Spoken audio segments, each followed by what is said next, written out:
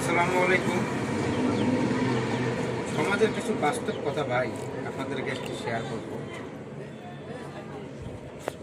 আপনি যাকে একদম আপনজন ভাবেন, যে আপনার বিপদে আপনার পাশে দাঁড়াবে, সাহায্য সহযোগিতা করবে, এই প্রত্যাশা আশা করেন, এগুলেন ভুলে যান ভাই। এগুলেন সব হচ্ছেন মরিচিকা। ওইসব লোকের কাজ হচ্ছে সরলতার সুযোগ। আপনার শুধু একটু দুর্বল পয়েন্ট তারা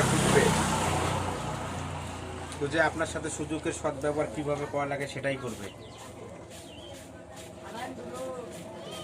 এবং আপনাদেরকে নিয়ে এমন কিছু কথাবার্তা সমালোচনা করবে যেটা আপনি কোনোদিনও বুঝতে পারবেন না যে আমার ওই লোকের দ্বারায় এত বড় কিছু হচ্ছে।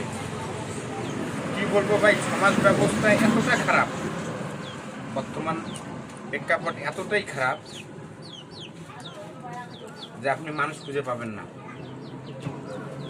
বিপদে আপনার পাশে কেউ দাঁড়াবে না, কিন্তু আপনাকে নিয়ে কথা বলার লোকের কোনো অভাব থাকবে না। আমি নিজে এইভাবে দোকানে পান পরিষ্কার করি,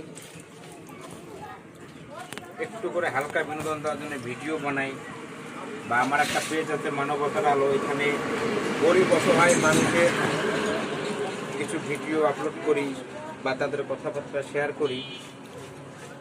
তারা তো কোনোদিনও আমার উপকারে আসে নাই, আসবেও না, কিন্তু আমাকে নিয়ে অনেক কিছু বলে। আমি নাকি পাগল হয়েছি, যে এখন এগুলো কী করতেছি, কিছু বলার ভাষা নাই। আমার কথা হলো যে আমি সৎভাবে আছি, সৎ কাজ করতেছি, আমার যতটুকু আল্লাহ তাআলা তৌফিক দেয় আমি সেইভাবে করে যাব। বাকি সব কিছু আল্লাহ আর না বলি, আস্তে আস্তে কিছু বলবো। আমি এসে অনেক কাজ করলাম, কাজ করার পর নিত্যদিনের যেটা কাজ, যেটা না করলেই নয়, পান ধুতে হবে, পান পরিষ্কার করতে হবে। পানটা সুন্দরভাবে পরিষ্কার না করলে কাস্টমার ময়লা পড়বে, তাই নিখুঁতভাবে পানটা পরিষ্কার করতে হয়। বড় কথা হলো আজকে কারেন্ট নাই,